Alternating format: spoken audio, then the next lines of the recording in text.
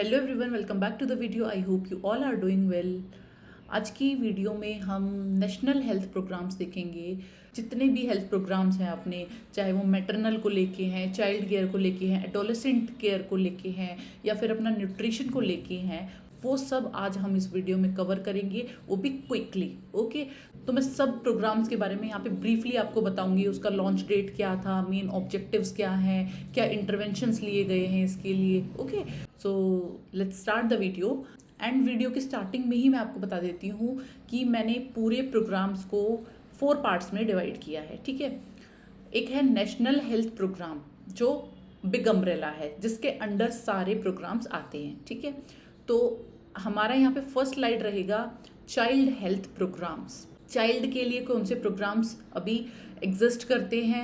Second is maternal health program, maternal के लिए कौन से हैं। Third is adolescent health program, इसी के अंडर हम न्यूट्रिशनल प्रोग्राम्स भी देखेंगे। And last is recent program जो आयुष्मान भारत है, आयुष्मान आरोग्य मंदिर है, जो लास्ट 5 ईयर्स में हमें देखने को मिले हैं। ठीक है, लास्ट स्लाइड में हम वो डिस्कस करेंगे।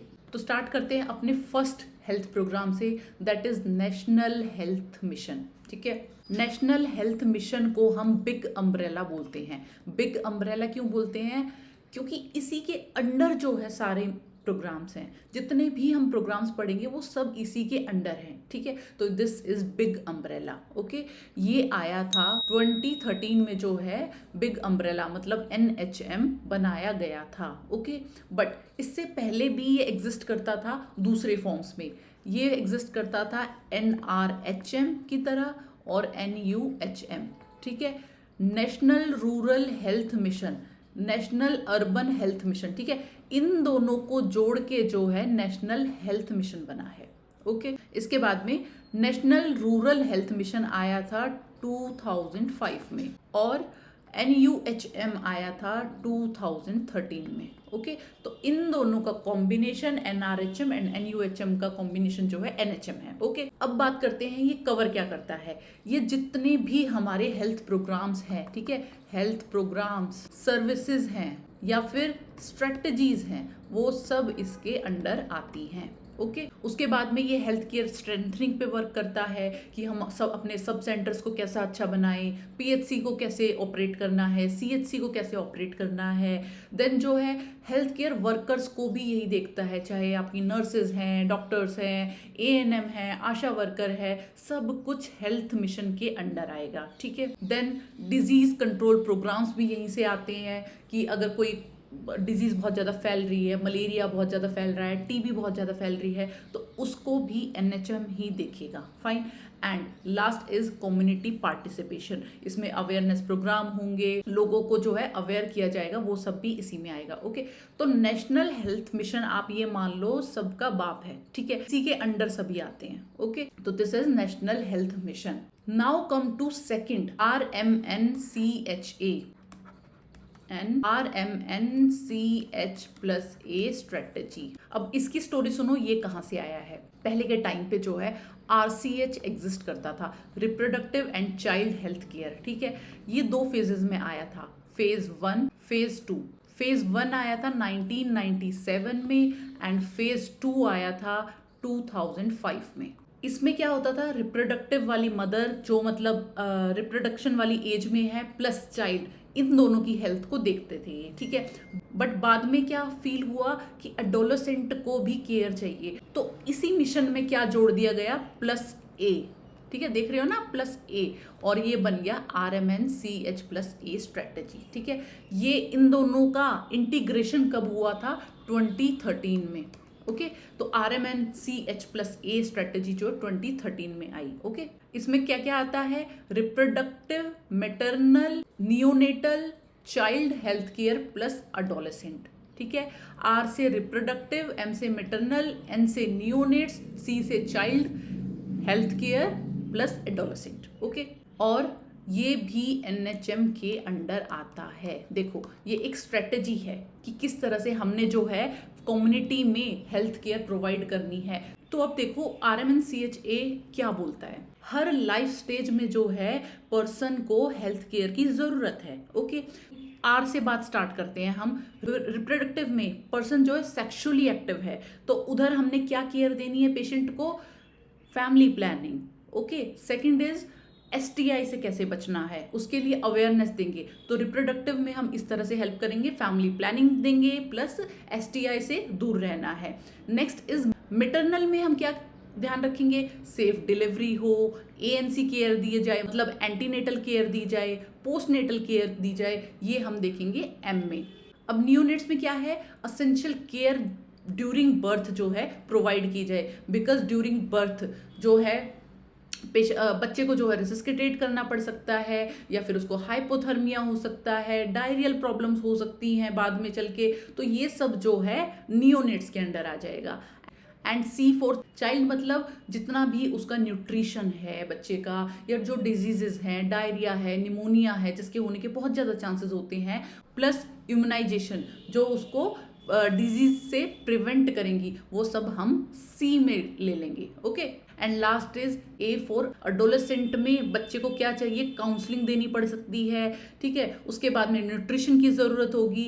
देन जो है मेंस्ट्रुअल हाइजीन के बारे में बताएंगे। तो RMNCHA जो है इस सब सर्विसेज को देखता है। ओके, तो नेशनल हेल्थ प्रोग्राम्स में सबसे ऊपर आएगा नेशनल हेल्थ मिशन, ठीक है। ये सबका फादर है, ये सब कुछ जितने भी मिशन इंडिया में चल रहे हैं NHM के थ्रू देखे जाएंगे, ठीक है। RMNCHA भी एक बहुत ब्रॉड पॉपुलेशन को देखता है, बट ये NHM के अंडर आता है। Fine, now come to child health programs, ठीक है। चाइल्ड हेल्थ प्रोग्राम्स क्यों बनाए गए? IMR को कम करने के लिए, infant mortality rate. Okay, next is under 5 mortality rate कम करने के लिए। And next is improve nutrition plus growth and development. Okay, एक बच्चे को क्या चाहिए?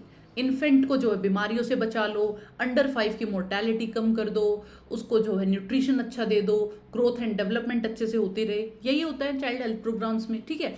तो इसी के लिए चाइल्ड की हेल्थ के लिए जो है 8 हेल्थ प्रोग्राम हैं जो हमारी इंडिया में चल रही हैं, ठीक है। अब हम देखेंगे बारी बारी से जल्दी जल्दी कि किसके अंडर क्या आता है, ठीक है। सबसे पहले है ICDS, ये लॉन्च हुआ था 1975 में, ठीक है। ये जितने भी मैंने प्रोग्राम्स यहाँ पे लिखे हुए हैं ये क्रोनोलॉजी ऑर्डर में है, सबसे पहले जो स्टार्ट हुआ उसके बाद में और फिर लेटेस्ट, इस तरीके से ही लिखे हुए हैं। ओके, तो देखो स्टोरी कुछ इस तरह से समझ लो। 1975 में जब इंडिया बहुत अर्ली फेज में था, कुछ ही टाइम हुआ था उसको फ्रीडम मिले, ठीक है। तो अगर किसी देश को तरक्की करनी है तो वो क्या करते हैं? बच्चों पे बहुत ज़्यादा इन्वेस्ट करेंगे कि वो अच्छा खाना खाएं, अच्छा पढ़ाई करें, ठीक है, क्योंकि वही हमारा भविष्य है, वही हमारा फ्यूचर है। ओके, तो 1975 में गवर्नमेंट ऑफ इंडिया को लगा कि बच्चों के न्यूट्रिशन के लिए, बच्चों की हेल्थ के लिए, प्लस बच्चों की एजुकेशन के लिए हमें कुछ करना चाहिए, ठीक है। तो ये किस किस चीज़ पे ध्यान देता है? हेल्थ पे, न्यूट्रिशन पे, प्लस प्री स्कूल एजुकेशन पे। ओके, तो सबसे पहले बच्चों के बारे में सोचा गया क्योंकि यही हमारा फ्यूचर है, और इसमें क्या क्या एलिमेंट जोड़ा गया? हेल्थ देखेंगे बच्चों का, न्यूट्रिशन देखेंगे एंड प्री स्कूल एजुकेशन देखेंगे। ओके, अब क्या सर्विसेज प्रोवाइड की, किस तरह से देखेंगे? सोच तो लिया, हेल्थ देखेंगे, न्यूट्रिशन देखेंगे, एजुकेशन देखेंगे, बट कैसे देखेंगे, ठीक है। तो हेल्थ के लिए इन्होंने क्या स्टार्ट किया? Immunization plus health checkups and referral services, ये सब जो है ICDS के अंदर देखा जा रहा था 1975 में। ओके, अब आ जाओ न्यूट्रिशन पे। सप्लीमेंट्री न्यूट्रिशन जो है दिया जाएगा, ठीक है।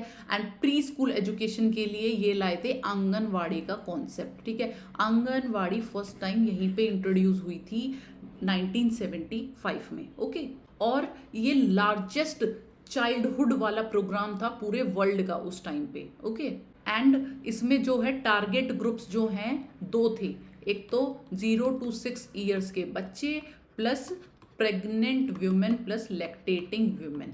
ओके, तो this is all about ICDS जो 1975 में आया था।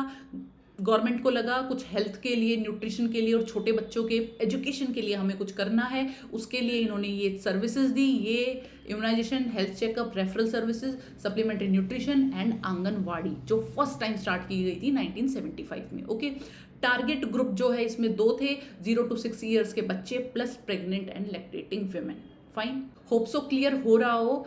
बहुत बच्चों को लर्न नहीं होते हैं, इसीलिए मैं इसको 2-2 3-3 बार रिपीट कर रही हूँ ताकि आपके दिमाग में यहीं की यहीं बैठ जाए, ठीक है। और इसके लिए अलग से नोट्स बनाने की कोई ज़रूरत नहीं है। एग्जाम के 15 दिन बचे हैं, कोई नोट्स नहीं बनाने हैं।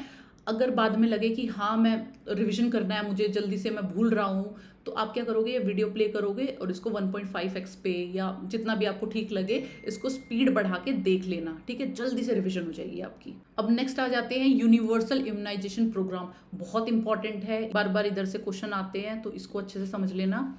UIP, अब देखो इसका स्टोरी सुनो, कहाँ से आया है, कैसे स्टार्ट हुआ। 1974 में, मतलब अपना ICDS तो 75 में आया था, 74 में जो है WHO ने क्या स्टार्ट किया, ग्लोबल प्रोग्राम, ठीक है, इम्यूनाइजेशन के लिए ये स्टार्ट किया था WHO ने। तो इस प्रोग्राम के अंडर क्या करते थे, वो इम्यूनाइजेशन प्रोवाइड करते थे जिन डिजीज से बचा जा सकता है, जैसे कि अपना DPT है या फिर अपना टेटनस है, इन सब के अगेंस्ट जो है इम्यूनाइजेशन प्रोवाइड कर रहे थे WHO वाले 1974 में। ओके, फिर इंडिया को लगा कि ये एक अच्छा प्रोग्राम है, ये हमें भी अडॉप्ट कर लेना चाहिए। तो 1978 में इंडिया ने EPI जो है अडॉप्ट कर लिया, मतलब expanded program on immunization. Okay, ठीक है। इसमें क्या है, 6 वैक्सीन्स देते थे ये, जो इसमें क्या है, ये 6 वैक्सीन्स जो है इंट्रोड्यूस करी गई थी फॉर डिजीजेस। ओके, जिसमें आता था BCG, D, diphtheria, polio, tetanus, OPV and measles, ठीक है। तो 1978 में इंडिया ने डिसाइड किया कि हम जो है ये 6 वैक्सीन्स अपने देश में बच्चों को लगाएंगे ताकि उनको ये वाली डिजीज ना हो, ठीक है। देन जो है UIP 1985 में गवर्नमेंट ने क्या रियलाइज किया कि ये जो इम्यूनाइजेशन वाला प्रोग्राम है ये किसी लिमिट नहीं रहना चाहिए कुछ बच्चों तक, ये तो हर बच्चे को मिलना चाहिए। तो प्रोग्राम का नाम रख दिया यूनिवर्सल इम्यूनाइजेशन प्रोग्राम। तो इस प्रोग्राम के अंडर जो है सभी बच्चों को जो है वैक्सीन्स प्रोवाइड की जाने लगी, ठीक है। बट ये वाला प्रोग्राम जो है यूनिवर्सल था कि हम कोशिश करेंगे हर बच्चे तक ये पहुंचे। अब क्या हुआ, जैसे जैसे समय आगे बढ़ता गया, ठीक है, कुछ ना कुछ तो चेंजेस लाने थे, डेवलपमेंट हो रही थी देश में। तो क्या हुआ, मिशन इंद्रधनुष आया। मिशन इंद्रधनुष, इंद्रधनुष मतलब रेनबो, मतलब 7 कलर्स, ठीक है। तो इसमें जो है 7 किलर डिजीज के अगेंस्ट जो है वैक्सीन प्रोवाइड की जाती थी, और 6 तो ये पहले से ही थे, BCG, DPT, OPV plus measles. इसमें 7th कौन सी ऐड कर दी गई थी, हेपेटाइटिस B, ठीक है। हेपेटाइटिस B जो है मिशन इंद्रधनुष में ऐड कर दी गई थी, और ये मिशन आया कब था, 2014 में, ठीक है। अब इस मिशन की खास बात क्या थी, 2 खास बात थी। एक तो जो है एक डिजीज और ऐड कर दी, दूसरी बात जो सबसे इंपॉर्टेंट है वो ये थी, इसमें जो है जोर दिया गया कि कोई भी बच्चा रह ना जाए, जितने भी बच्चे छूट जाते थे या जिसका इनकम्प्लीट वैक्सीनेशन रहता था, ठीक है, उन बच्चों को हम कवर करेंगे इस मिशन के अंडर, ठीक है। और इसमें जो है 2 एज ग्रुप को टारगेट किया गया, 0 to 2 ईयर्स के बच्चे प्लस प्रेग्नेंट विमेन। अब इसके बाद में और थोड़ी डेवलपमेंट हुई, तो आया मिशन इंद्रधनुष 2.0 वर्जन आया, एंड ये आया था 2017 में। ओके, अब इसमें क्या था, इन्होंने और एग्रेसिव जो है स्ट्रेटेजी लगाई कि हमें और एग्रेसिव होके जो है हर बच्चे को पकड़ना है और इम्यूनाइजेशन देना है, ठीक है। इसमें जो डोर टू डोर सर्वे किया गया, हर गेट पे जाके पूछा गया कि आपके बच्चे को टीका लगाया या नहीं। आपने सुना होगा, आपके घरों में भी लोग आते होंगे पूछने के लिए, पोलियो पिलाया नहीं पिलाया, टीके लगवाया या नहीं लगाए, ठीक है। तो ये डोर टू डोर सर्वे किया गया और जो है इम्यूनाइजेशन प्रोवाइड किया गया बच्चों को, ठीक है। सेकेंड थिंग इज, इसमें जो है 12 जो है वैक्सीन्स डाली गई, जो थी पेंटावेलेंट में अपना क्या क्या आता है, DPT आएगा, उसके बाद में हेपेटाइटिस B है, हीमोफिलस इन्फ्लुएंजा है, ये सब जो है पेंटावेलेंट में आएगा। नेक्स्ट जो है BCG आएगा, OPV आएगा, रोटा वायरस आएगा, PCV है, MR है, JE है, ये सब जो है इसके अंडर आएंगे। तो this is all about universal immunization program 1974 में डब्ल्यूएचओ ने ग्लोबल प्रोग्राम दिया था कि भाई हम हर बच्चे को जो है इम्यूनाइजेशन करेंगे। 1978 में जो है इंडिया ने अडॉप्ट कर लिया EPI, expanded program on immunization. इन्होंने क्या किया, 6 वैक्सीन्स डाल दी कि बच्चों को हम जो है 6 वैक्सीन्स लगाया करेंगे। देन जो है 1985 आ गया, थोड़ा सा और एडवांसमेंट हो गया, फंडिंग आ गई होगी गवर्नमेंट ऑफ इंडिया के पास में, तो इन्होंने क्या बोला, ये जो प्रोग्राम है ये कुछ बच्चों तक लिमिटेड नहीं रहना चाहिए, ये यूनिवर्सली हर बच्चे को हम देंगे। ओके, देन जो है 2014 आ गया, थोड़ा सा और एडवांसमेंट हो गया होगा और जो है रिच हो गई गवर्नमेंट ऑफ इंडिया, तो उन्होंने क्या किया और एग्रेसिव स्टेप्स लिए कि हर बच्चे को जो है इम्यूनाइजेशन मिले। फाइन, इसमें जो है 0 to 2 ईयर्स का बच्चा लिया गया था प्लस प्रेग्नेंट वुमेन। देन जो है मिशन इंद्रधनुष 2.0 आया 2017 में। ठीक है, अब क्या किया इन्होंने, 12 डिजीजेस के अगेंस्ट जो है वैक्सीन देना स्टार्ट कर दिया। Fine, now next is IMNCI, मतलब integrated management for neonates and childhood illness. ठीक है, इंटीग्रेटेड मैनेजमेंट होना चाहिए नियोनेट्स का प्लस चाइल्डहुड का।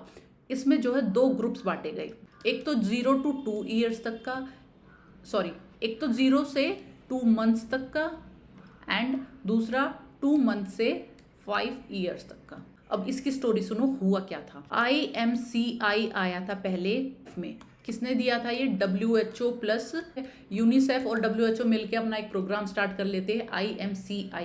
बट इसमें जो है नियोनेट्स का कोई खास ख्याल नहीं रखा जाता, चाइल्डहुड पे जो है ज़्यादा जोर था। तो ये 1995 में इन्होंने स्टार्ट किया, बट इंडिया तक पहुंचते पहुंचते थोड़ा सा टाइम लग जाता है, तो इन्होंने जो है 2003 में ये चीज़ अडॉप्ट की एंड इसमें एक चीज़ और ऐड की, नियोनेट्स वाली। ठीक है, कि हम चाइल्डहुड को जो है ध्यान रखेंगे बट नियोनेट्स का इसमें थोड़ा सा खास ख्याल रखा जाएगा। तो इसमें 2 ग्रुप्स बना दिए गए, नियोनेट्स प्लस चाइल्डहुड। तो इसमें जो है कॉम्प्रीहेंसिव स्ट्रेटजी यूज की कि नियोनेट्स की डिजीजेस को हम कैसे, इलनेस को प्रिवेंट करें और अंडर 5 ईयर्स की जो मोर्टेलिटी है, मॉर्बिडिटी है, उसको हम कैसे कम करें।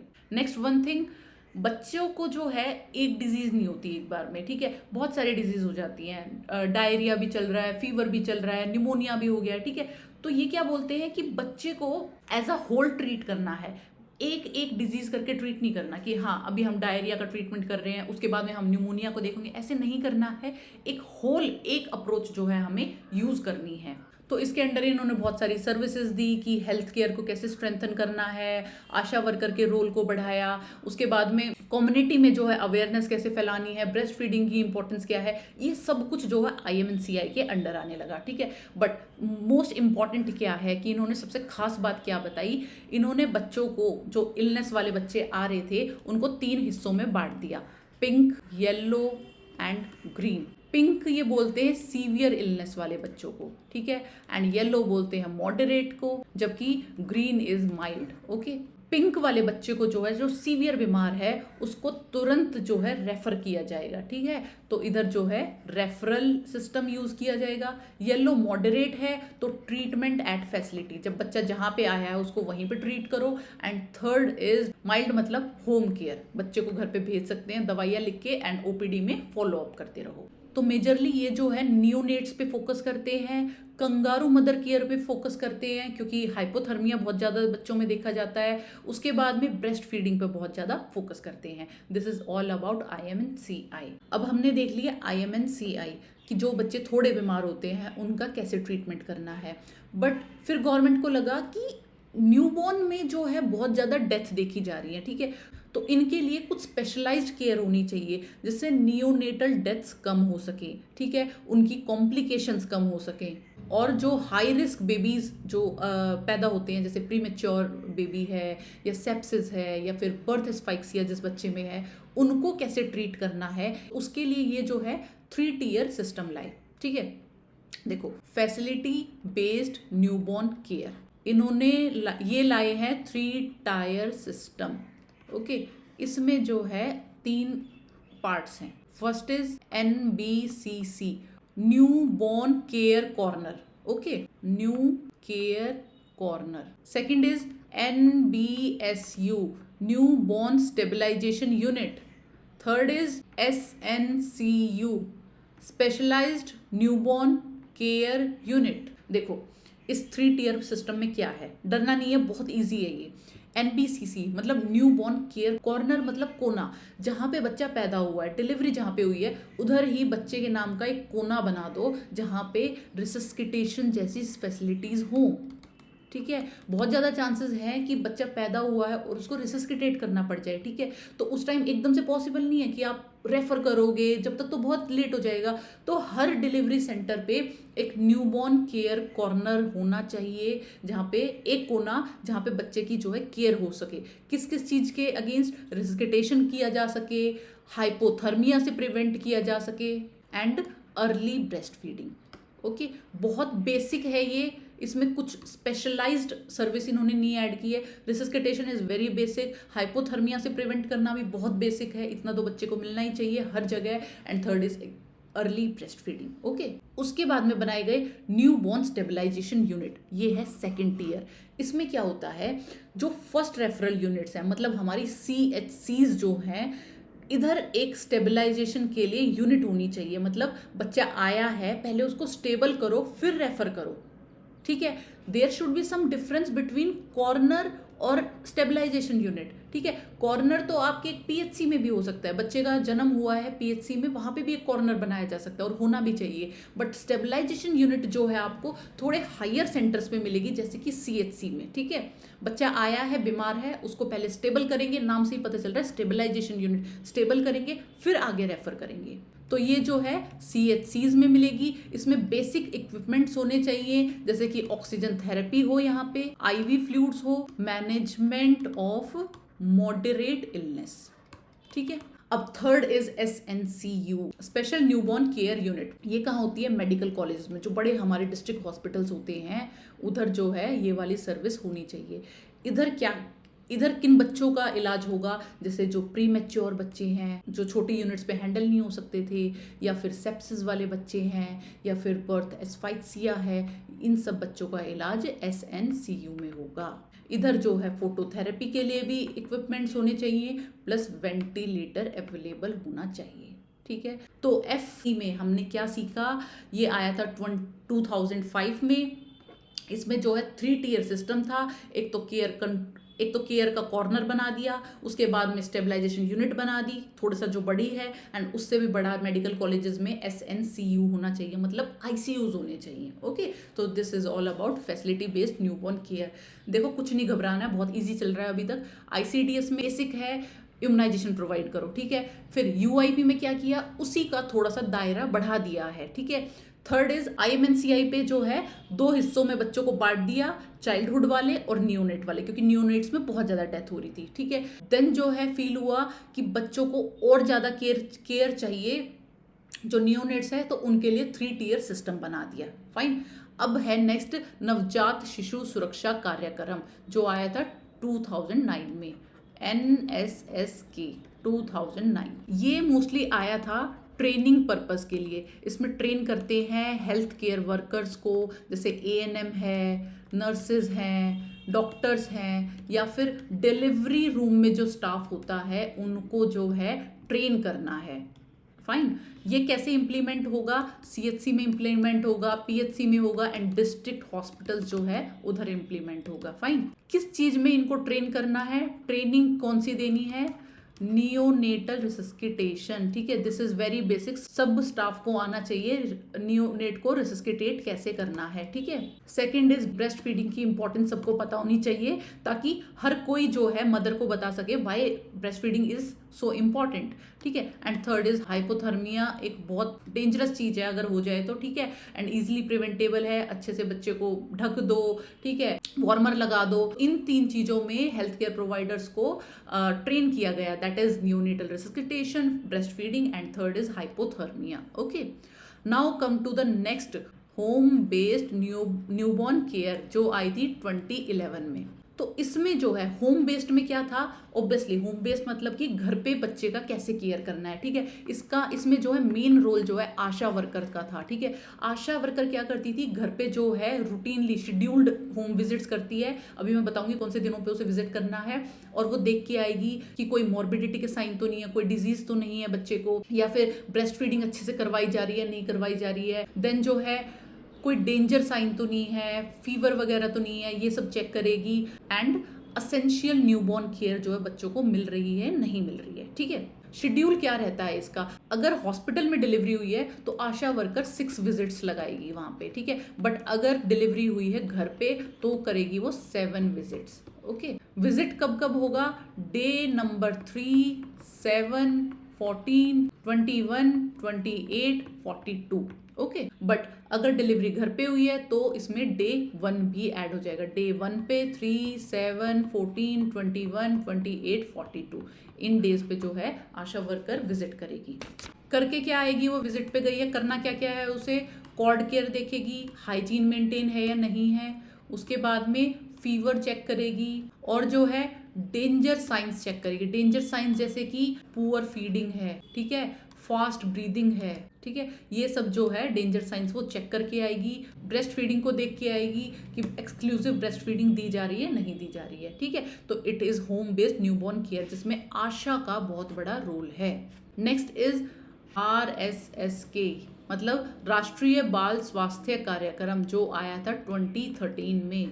तो इसमें इन्होंने क्या बोला, early detection and treatment of childhood problems. इसमें जो है 4 Ds जो है इन्होंने बताए थे। 4 Ds का जो है फर्स्ट टाइम जिक्र जो है यहीं पे हुआ था RSSK में। अब 4D होते क्या है, first is defects at birth, second is diseases, third is deficiency and last is developmental delays, ठीक है। ये जो है इन चारों चीज़ों को देखते थे। जैसे डिफेक्ट्स हैं बर्थ पे, क्लेफ्ट लिप हो जाता है, क्लेफ्ट पैलेट हो जाता है, जो डिजीजेज हो जाती हैं बच्चों को, निमोनिया है, डायरिया है, बहुत कॉमन है, डेफिशिएंसी है, आयरन की डेफिशिएंसी पाई जाती है, ये डेवलपमेंटल डिलेज है, इन सबको ये केटर करते हैं RSSK के अंडर, ओके। इसमें जो है अर्ली डिटेक्शन किया जाता है और फ्री सर्जरी की जाती है अगर किसी बच्चे में कोई प्रॉब्लम है तो। इसके अंडर आते हैं 0 to 18 ईयर्स तक के बच्चे। And last is INAP, Indian newborn action plan, ये आया था 2014 में, ठीक है। इतने सारे जो है प्रोग्राम्स बनाए गए हैं। अब इन्होंने क्या बोला INAP में कि हम जो है जो नियोनेट की डेथ हो रही है, इतनी ज़्यादा जो डेथ हो रही है उसको हम सिंगल डिजिट में ले आएंगे, ठीक है। तो हम जो है नियोनेटल की मोर्टालिटी को लेस देन 9 कर देंगे पर 1000 लाइव बर्थ, ओके। तो ये क्या था कि नियोनेट की मोर्टालिटी को हम जो है कम कर देंगे लेस देन 9 पर 1000 लाइव बर्थ, ये इनका गोल था, ओके। अभी इधर से एक क्वेश्चन आ जाता है, अभी करंट का नियोनेटल मोर्टालिटी रेट क्या है, ठीक है। नियोनेटल मोर्टालिटी रेट आ जाता है, IMR आ जाता है, infant mortality rate, and MMR maternal mortality rate, ठीक है। तो अभी का करंट का नियोनेटल मोर्टालिटी रेट है 19 पर 1000 लाइव बर्थ, ठीक है। हर 1000 लाइव बर्थ पे 19 जो है न्यूनेट्स की डेथ हो जाती है, ओके। ऐसे ही इन्फेंट मोर्टेलिटी रेट है जो है 25 पर 1000 live birth, okay. And MMR है 88 से 93 पर 1 लाख लाइव बर्थ। ध्यान रखना है यहाँ पे 1 लाख है, ये क्वेश्चन आता है, बच्चे गलत करते हैं, तो प्लीज इसको ध्यान से देख लेना। NMR जो है 1000 पे है, IMR भी 1000 पे है, बट जो MMR है वो 1 लाख पे है, ठीक है। एंड ये यूनिट जो है हर साल जो है चेंज होती रहती है, ठीक है। इसका अगर आज ये चीज़ें एग्जिस्ट करती हैं तो इसका मतलब ये नहीं है अगले साल भी 19 ही रहेगी न्यूनेटल मोर्टेलिटी रेट, ओके। ये जो कम भी हो सकता है, ज़्यादा भी हो सकता है, बट इसका भी मोटा मोटा याद करने का तरीका ये है, देखो डेवलपमेंट हो रही है, टेक्नोलॉजीज आ रही हैं, तो ये जो है डेथ वाला पार्ट कम ही होगा, ज़्यादा तो नहीं होने वाला है, ठीक है। तो जो भी नंबर 19 से कम होगा हम वो अगले साल भरेंगे, ठीक है। ऑप्शन में एक गेस वर्क है, ये कोई पक्का फैक्चुअल क्वेश्चन नहीं बता रही हूँ कि 19 से कम ही होगा, 19 से ज़्यादा भी हो सकता है, समय का कुछ नहीं पता। बट हाँ, टेक्नोलॉजीज और एडवांसमेंट को देख के हम सोच सकते हैं कि अगर आज 19 है तो अगले साल जो है कम हो जाएगा, okay. So this is all about child health programs. I hope आपको समझ आया हो।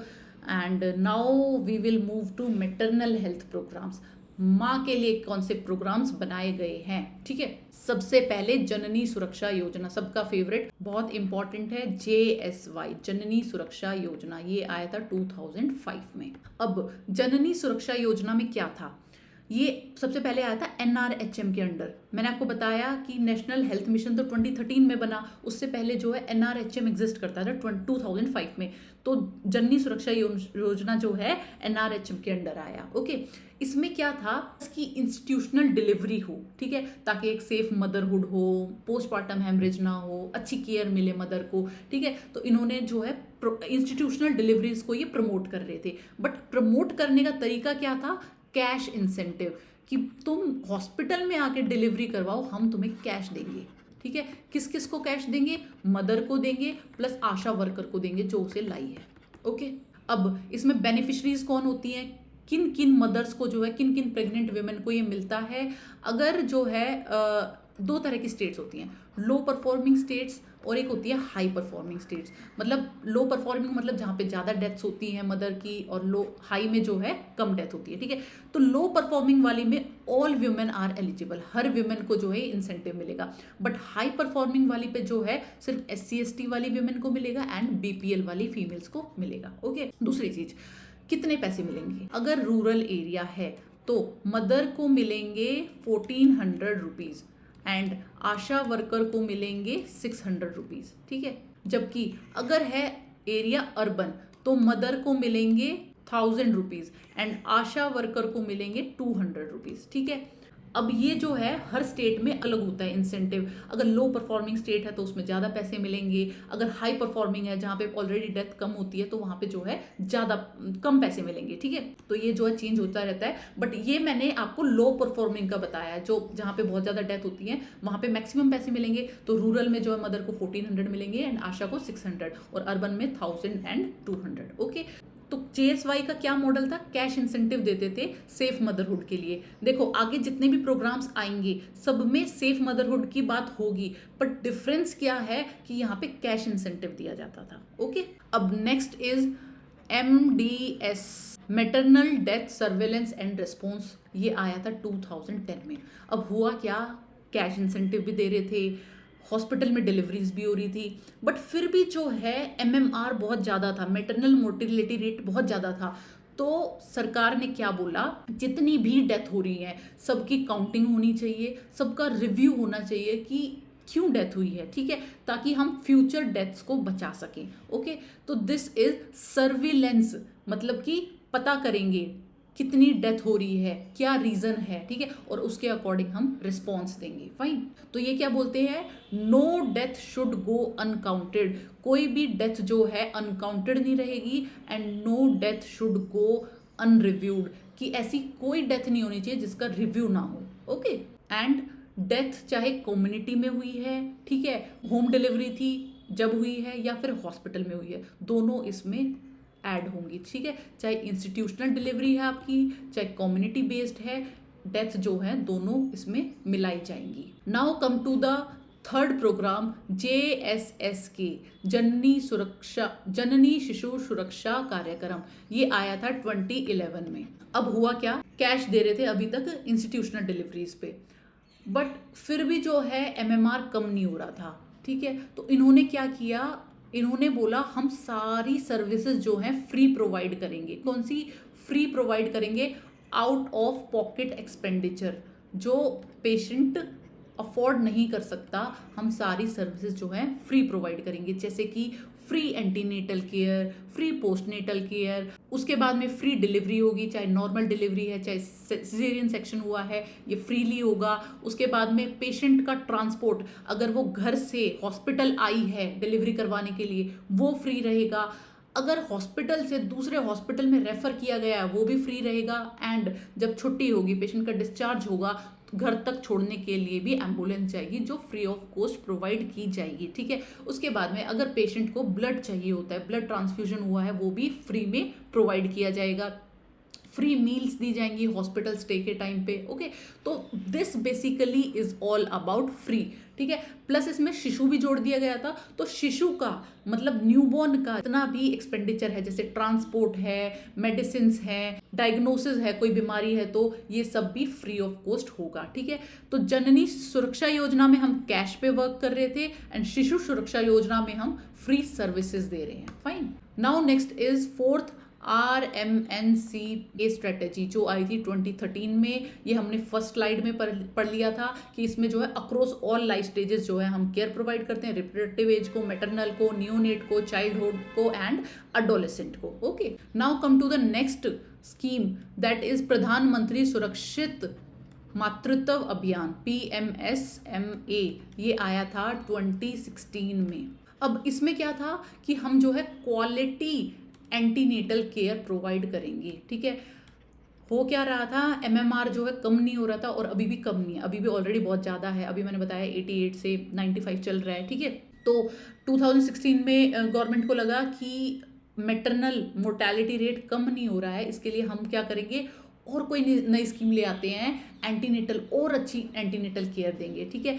एक डे डिसाइड कर दिया इन्होंने, 9th ऑफ एवरी मंथ, हर महीने की 9 डेट को जो है हम फ्री जो है एंटीनेटल केयर प्रोवाइड करेंगे। इसमें जो भी होगा, जितने भी टेस्ट हैं या फिर USG की अगर ज़रूरत है या फिर आपके यूरिन टेस्ट हैं, BP का टेस्ट है, जो भी इसमें होगा वो सब कुछ फ्री ऑफ कॉस्ट प्रोवाइड किया जाएगा। And 9th of every month को जो है हर हॉस्पिटल में एंटीनेटल क्लिनिक लगाया जाएगा। ओके, और इसमें क्या था, गवर्नमेंट हॉस्पिटल में जो स्पेशलिस्ट हैं, ठीक है, गवर्नमेंट स्पेशलिस्ट हैं वो पार्टिसिपेट करेंगे, प्लस प्राइवेट हॉस्पिटल के जो डॉक्टर्स हैं वो भी वॉलेंट्री आ सकते हैं। अगर किसी का वॉलेंट्री चैरिटी करने का मन है तो वो यहाँ पे आके OPD में बैठ सकता है और पेशेंट को देख सकता है, ठीक है।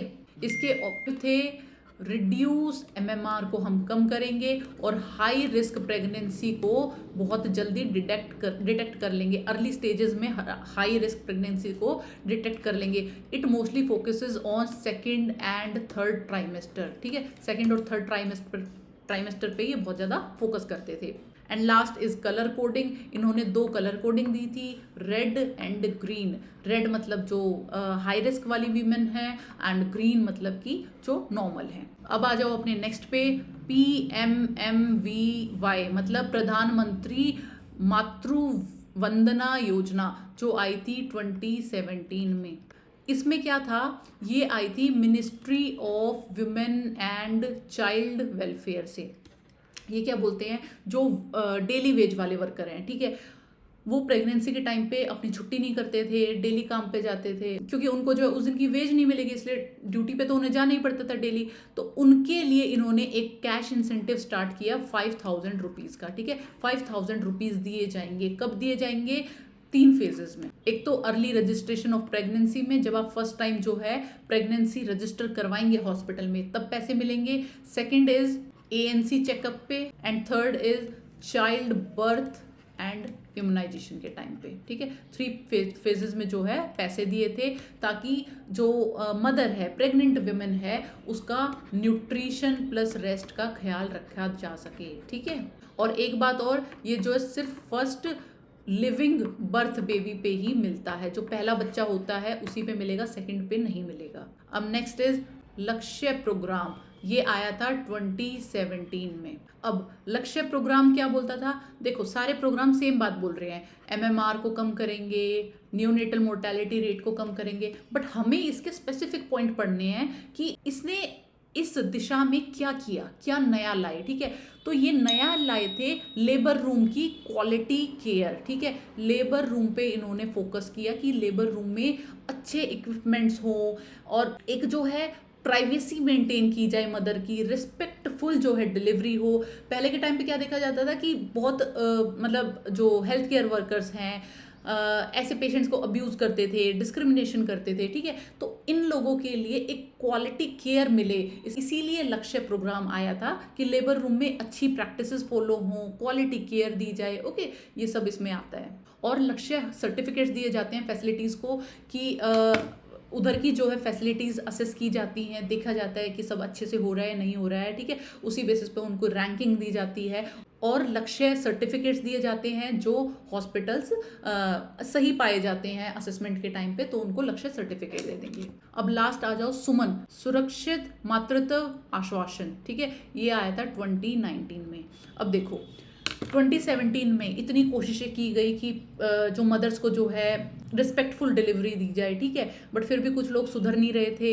हेल्थ केयर वर्कर्स जो हैं अच्छे से ट्रीट नहीं करते थे, डिनाइल कर देते थे कि हमारे पास तो ये सर्विसेज नहीं है, ठीक है। तो इस स्कीम में सबसे खास ख्याल इसी चीज़ का रखा गया कि ensure no denial of services को कोई मना नहीं करेगा, ठीक है, मदर को। दूसरी बात, अगर मना हो रहा है तो उसके लिए हेल्पलाइन नंबर बनाया गया जहाँ पे कंप्लेंट लिखवाई जा सकती है। और इसमें जो है न्यूबॉर्न को भी कवर किया जाता है up to 6 months. Okay, objective इसके वही थे, न्यूनेटल मोर्टेलिटी रेट को कम करेंगे, मैटरनल मोर्टेलिटी रेट को कम करेंगे, ठीक है। बट हमने स्पेसिफिक पॉइंट पढ़ना है कि डिनाइल ऑफ सर्विसेज जो है जीरो टॉलरेंस है डिनाइल ऑफ सर्विसेज के अगेंस्ट, ठीक है। अब आ जाओ अपने नेक्स्ट पे, अडोलेसेंट हेल्थ प्रोग्राम्स। अडोलेसेंट के लिए कौन से प्रोग्राम बनाए गए हैं? तो हियर इट इज राष्ट्रीय किशोर स्वास्थ्य कार्यक्रम 2014 RKSK। ओके, तो अभी किशोर मतलब अडोलेसेंट, इसमें जो है बॉयज और गर्ल्स दोनों ही इंक्लूड थे, ठीक है, बॉयज एंड गर्ल्स। एज क्या थी इन अडोलेसेंट की? 10 से 19 ईयर्स तक के बच्चों को सर्विसेज प्रोवाइड की जाएंगी। 6 की एलिमेंट्स थे इसमें। 6 की एलिमेंट्स में क्या था? फर्स्ट इज न्यूट्रिशन, बच्चों का न्यूट्रिशन देखेंगे। न्यूट्रिशन में हम क्या देखेंगे? अनीमिया, ठीक है, अनीमिया के लिए प्रोग्राम्स आए और हेल्दी डाइट को हम प्रमोट करेंगे। Second is mental health. अब अडोलेसेंट है, बहुत सारे इमोशनल इश्यूज होंगे तो हम जो है स्ट्रेस को देखेंगे, डिप्रेशन को देखेंगे, ठीक है। इसके लिए हेल्पलाइंस बनाई गई हैं मेंटल हेल्थ को देखने के लिए। तो सेकंड की कंपोनेंट इसका ये था। Third is sexually and reproductive transmitted diseases, ठीक है, STI को देखेंगे। इसमें जो है जितना भी STI के अगेंस्ट अवेयरनेस होता है वो बताएंगे, प्लस मेंस्ट्रुअल हाइजीन भी इसी में है, ठीक है। फोर्थ इज, अब बच्चा जो है एडोलेसेंट है तो सब्सटेंस अब्यूज के चक्कर में भी पड़ सकता है, तो इसको हम जो है ड्रग्स के अगेंस्ट बताएंगे कि ये ठीक चीज़ नहीं है, अल्कोहल के बारे में बताएंगे और टोबैको के बारे में। Next is injuries and violence. बच्चे जो हैं झगड़ा करेंगे आपस में तो इंजरीज एंड जो अब्यूजेस होते हैं बच्चे आपस में करते हैं, ठीक है, या फिर रोड साइड एक्सीडेंट्स होते हैं उनको कम करने के लिए इसमें देखा गया। And last is non communicable diseases, जो डिजीजेज लाइफस्टाइल की वजह से होती हैं इनको कैसे प्रिवेंट करना है ये भी इसमें देखा गया। अब आ जाओ इंटरवेंशन पे कि इंटरवेंशन क्या लिए गए, किस तरीके से ये चीज़ें अचीव की जाएंगी। First is adolescent friendly health clinics, ये आए थे 2014 में। इसमें क्या है, अडोलेसेंट्स के लिए क्लिनिक बनाए गए जिसमें फ्री में काउंसलिंग दी जाएगी उनको, ठीक है, जितने भी उनके इश्यूज हैं सुने जाएंगे, उनको काउंसिल किया जाएगा, प्लस कॉन्फिडेंशियलिटी मेंटेन की जाएगी, प्राइवेसी दी जाएगी, ठीक है। ये नहीं है कि गांव का कोई अडोलेसेंट है वो जो है हेल्थ केयर वर्कर के पास आया है, उसने जो पूरे गांव में जाके बता दिया, ठीक है। तो कॉन्फिडेंशियलिटी इज अ की कॉम्पोनेंट हियर, ठीक है। Next is peer educator. Peer educator क्या होता है, उन्हीं की एज के जो है 2 बच्चे विलेज में जो है सिलेक्ट किए जाते हैं और उनको ट्रेन किया जाता है कि ऐसे बच्चों को कैसे गाइड करना है, ठीक है। क्योंकि अगर बड़े लोग उनको गाइड करेंगे तो कई बार उनको समझ नहीं आता है कि ये तो ऐसे ही बोलते रहते हैं, तो इसीलिए उन्हीं की एज के बच्चे चूज किए गए। थर्ड इज विफ्स, weekly iron and folic acid supplementation. Nutrition मैंने बताया था, न्यूट्रिशन को टैकल करने के लिए विफ्स स्टार्ट किया गया। एवरी वीक जो है आयरन एंड फॉलिक एसिड का टैबलेट दिया जाएगा। फोर्थ इज साथिया हेल्पलाइन, अगर कोई प्रॉब्लम है तो आप इस हेल्पलाइन पे कॉल कर सकते हैं जिसको साथिया नाम दिया गया और अपनी प्रॉब्लम जो है बता सकते हैं और ये भी एक कॉन्फिडेंशियल रहता है। So this is all about adolescent health program. इसके बाद में हमारे होते हैं nutritional health programs. Nutritional health programs इसमें अपने 2 प्रोग्राम हैं मोटे मोटे मेनली, ठीक है। एक तो है PM Poshan and second is विफ्स, weekly iron and folic acid supplementation. PM Poshan आया था 2018 में। ये केटर करता है 3 ग्रुप्स को, 0 to 6 ईयर्स के बच्चों को, प्रेग्नेंट वीमेन को एंड लैक्टेटिंग वालों को एंड अडोलेसेंट को। ओके। एक्चुअली इसमें एडोलेसेंट भी जो है ऐड हो गए हैं, इसीलिए मैंने एडोलेसेंट हेल्थ प्रोग्राम के अंडर जो है न्यूट्रिशन वाला करवाया। ओके, अब इनके जो है इनिशियल टारगेट्स थे। टारगेट में क्या था कि बाय 2022 हम जो है स्टंटिंग को, जो हाइट कम रह जाती है बच्चों की, 2% पर ईयर कम करेंगे। ठीक है। नेक्स्ट जो है अंडर न्यूट्रिशन को भी 2% एवरी ईयर कम करेंगे। थर्ड जो है अनीमिया को 3% एवरी ईयर कम करेंगे। ये इनके टारगेट्स थे 2022 तक के लिए। उसके बाद में एक स्कीम होती है mid day meal. Mid day meal आया था में, अब इसी का नेम चेंज करके पोषण 2.0 रख दिया 2021 में। ओके, तो इसमें जो है पोषण 2.0 में क्या था, मिड डे मील में कह लो या पोषण 2.0 में, है तो दोनों सेम ही चीज, बस नाम चेंज कर रखा है। क्या है कि बच्चे जो हैं उनका न्यूट्रिशन इंप्रूव हो सके, पहली चीज। दूसरी चीज, बच्चों का जो है डेली अटेंडेंस हो, ज़्यादा एनरोलमेंट्स हो स्कूल में। क्या होता था पहले, ड्रॉप रेट बहुत ज़्यादा था, बच्चे जो है स्कूल छोड़ देते थे, बट कोशिश की गई अगर उनको अच्छा हम खाना देंगे तो वो डेली स्कूल में आएंगे। ठीक है, तो इसीलिए जो है मिड डे मील चलाया गया था। उसके बाद में ये जो है सोशल इक्वालिटी भी लाता है बच्चे में, कि सभी बच्चे अगर साथ में बैठ के खाना खाएंगे तो एक सोशल इक्वालिटी देखने को मिलेगी। ओके, ये जो है हर गवर्नमेंट स्कूल में जो है फॉलो होता है, फर्स्ट क्लास से 8th क्लास तक, मतलब 6 to 14 ईयर्स तक जो है ये फॉलो होता है। इसमें जो है हॉट कुक मील्स दिए जाते हैं, गर्म खाना बच्चों को प्रोवाइड किया जाएगा, लोकली फूड लिया जाएगा जो लोकली वहाँ पे अवेलेबल हो। ओके, एंड डाइवर्सिटी प्रोवाइड की जाएगी। ऐसा नहीं है डेली सेम खाना रहेगा, डेली जो है अलग अलग खाना प्रोवाइड किया जाएगा। अब इसमें एक क्वेश्चन और पूछा जा सकता है यहाँ पे, एक होते हैं प्राइमरी स्कूल के बच्चे, दूसरे होते हैं सेकेंडरी स्कूल के बच्चे। प्राइमरी स्कूल के बच्चे को 450 किलो कैलोरी प्रोवाइड की जाएगी plus 12 gram of protein, fine. And secondary school के बच्चे को 700 किलो कैलोरीज प्रोवाइड की जाएगी plus 20 gram of protein. Okay, तो ये हो गया अपना पीएम पोषण 2.0। अब आ जाओ विफ्स पे, weekly iron and folic acid supplementation. ये 2012 में आया था 0 to 19 ईयर्स के बच्चों के लिए। इसमें क्या है, 100 mg ऑफ एलिमेंटल आयरन दिया जाता है plus 500 microgram of folic acid दिया जाएगा। ओके, विफ्स के अलावा एक होता है आयरन प्लस इनिशिएटिव। इसमें क्या था, ये जो है 2013 में आया था और इसमें ऑल एज ग्रुप एडेड थे कि सभी एज ग्रुप्स को जो है आयरन की टैबलेट्स मिलनी चाहिए। And last is, third is anaemia मुक्त भारत। ये आया था 2018 में, ये भी पोषण अभियान का ही पार्ट है। ओके, ये जो है 6x6 मॉडल पे वर्क करता है, मतलब कि 6 टारगेट बेनिफिशरीज हैं, 6 एज ग्रुप्स को ये दिया जाता है, 6 इंटरवेंशंस हैं इसके लिए जो की गई हैं, प्लस 6 इंस्टीट्यूशनल मैकेनिज्म हैं। ओके, एंड इनका गोल था कि अनीमिया को हम एवरी ईयर 3% जो है कम करेंगे। Fine, so now come to the recent programs जो अभी स्टार्ट हुए हैं, लाइक पिछले 5 या 6 साल में स्टार्ट हुए हैं। ठीक है, इधर सबसे पहला है Ayushman Bharat health infrastructure mission. ठीक है, आया था 2021 में, कोविड के बाद में इसे लॉन्च किया गया था। इसमें जोर दिया गया कि जो इंडिया में जो हॉस्पिटल्स है उनका इंफ्रास्ट्रक्चर बहुत अच्छा होना चाहिए, ताकि कल को कोई और पेंडेमिक आ जाए तो हम रेडी रहें। फाइन, तो इसमें जो है मेनली इंफ्रास्ट्रक्चर पे काम किया गया plus surveillance and research centres पे। ओके, इसका बजट बहुत बड़ा था, 64,000 करोड़ का जो है इसका बजट था, तो ये एक बहुत बड़ा प्रोजेक्ट था अपने आप में। ओके, तो इसमें यही था कि एवरी डिस्ट्रिक्ट में जो है क्रिटिकल केयर यूनिट्स होनी चाहिए, आईसीयू बेड्स होने चाहिए, oxygen facilities, public health labs होनी चाहिए एवरी डिस्ट्रिक्ट में। ये सब जो है इसमें इंक्लूडेड था। इंफ्रास्ट्रक्चर से ही पता चल रहा है कि ये इंफ्रास्ट्रक्चर को और एनहेंस करना चाहते हैं। फाइन, सेकंड इज आयुष्मान आरोग्य मंदिर। देखो, एक चीज मैं इससे पहले बता देती हूँ, आयुष्मान भारत प्रोग्राम ये आया था 2018 में। ठीक है, अब इसके जो है 2 कंपोनेंट्स थे। First is health and wellness centre. Okay, जिसका नाम बदल के अभी कर दिया है आयुष्मान आरोग्य मंदिर। ओके, ये आया था हेल्थ एंड वेलनेस सेंटर 2018 में, नेम चेंज हुआ है 2023 में।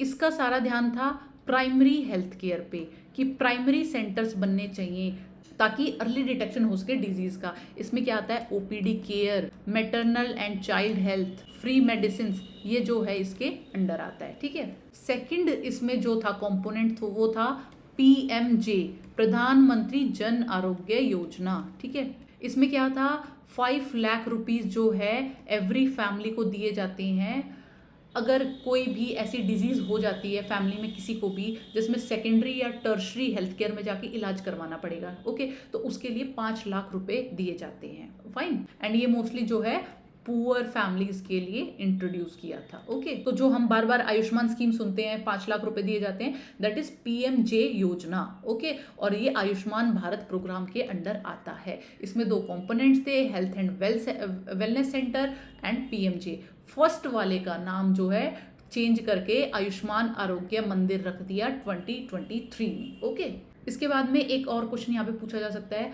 पीएमजे में जो है एक अपडेट है कि जितने भी एल्डर्स हैं मोर देन 70 ईयर्स के, ठीक है, वो सब जो हैं इसमें इंक्लूडेड हैं, चाहे वो बंदा पुअर है या नहीं है, नो मैटर, सब एल्डर पीपल जो है इसमें इंक्लूडेड है। उनको 5 लाख का जो है इंश्योरेंस मिलता है, वो अपना इलाज करा सकते हैं सेकेंडरी एंड टर्शरी सेंटर्स में जाके। प्लस वन मोर थिंग, अगर किसी फैमिली को 5 लाख का इंश्योरेंस मिला हुआ है, प्लस अगर उसमें एक एल्डर पर्सन भी है तो उनको 5 लाख का टॉपअप मिलेगा, मतलब उनको 10 लाख तक का इंश्योरेंस मिलेगा। ओके, एंड इसमें और ज़्यादा हॉस्पिटल जो है इंक्लूड किए गए हैं, तो there are several changes in this PMJ scheme. Okay, now come to third one, Ayushman Bharat digital mission. ये आया था 2021 में। ये क्या बोलता है, 1 नेशन 1 रिकॉर्ड, मतलब कि हर एक पेशेंट की एक आभा आईडी बनेगी।